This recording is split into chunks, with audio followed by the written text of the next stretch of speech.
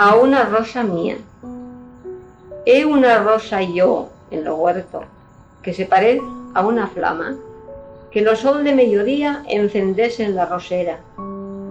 Si la vis a la bandía, ye igual que una flamarada, y los capullets son purnas que brincan de ixa foguera.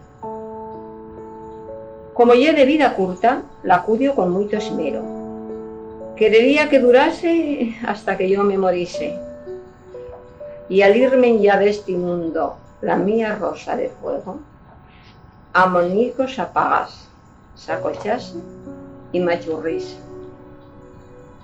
Las polidas mariposas lo suyo neuzas notaste.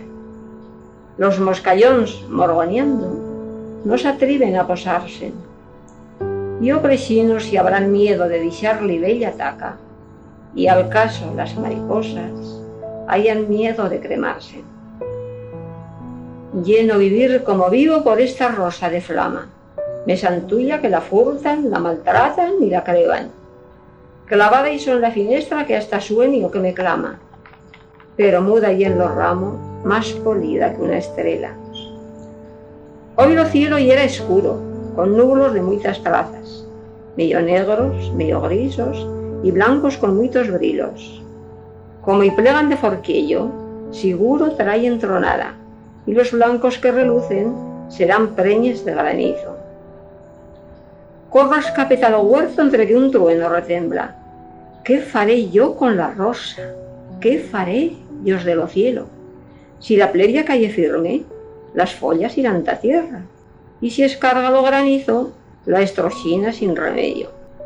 La pillo con las dos manos, como al ofillo la madre le acaricia la careta, y con ese mismo mimo, le digo con voz muy queda, entre que bon beso a darle, y me trobo a llorar envuelta en olores cuasi divinos. No hayas miedo, rosa mía, si te elevo de la talla, un aposento te guardo millor que lo de lo huerto, a cobecho de las plebias, de lo sol que asti t'abrasa, o de babas de bel cuco que te enchunque sin dantuello.